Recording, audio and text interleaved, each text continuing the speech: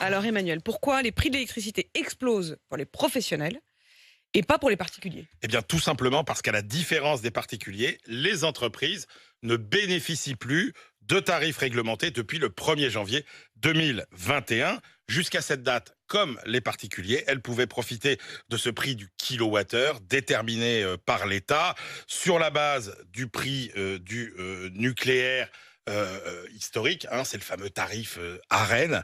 Et puis, on ajoutait aussi des coûts de transport, des coûts de commercialisation, une marge pour les fournisseurs, et c'était le tarif réglementé. Sauf que au 1er janvier 2021, ce tarif a été supprimé à la faveur de l'ouverture du marché de l'énergie à la concurrence pour les entreprises qui emploient plus de 10 personnes ou qui réalisent plus de 2 millions Alors d'euros. comment de on chiffre fait les entreprises? eh ben, elles ont dû souscrire à des contrats proposés par les énergéticiens qui fixent librement leurs tarifs en fonction des cours de l'électricité sur les marchés européens. Et puis selon les contrats, alors tout est possible. Il peut y avoir une période d'engagement à prix fixe. Et puis après, d'un seul coup, paf, vous passez au prix du marché. Il peut y avoir des remises temporaires, permanentes, différentes modalités d'augmentation.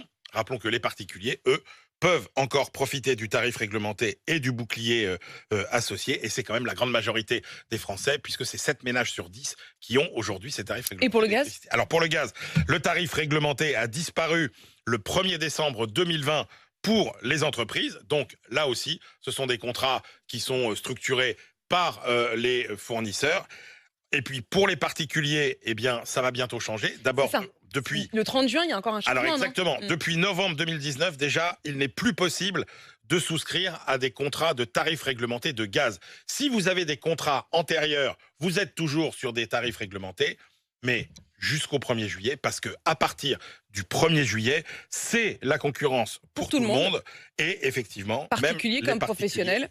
et les professionnels. Et c'est d'ailleurs un des combats politiques désormais de l'opposition, de dire attention, stop, on arrête tout et on n'ouvre pas à la concurrence. Le meilleur moment. J'avoue que dans le contexte pratiquer cette actuel, on se ouverture à demande la si cette concurrence. ouverture à la concurrence, elle arrive au bon moment.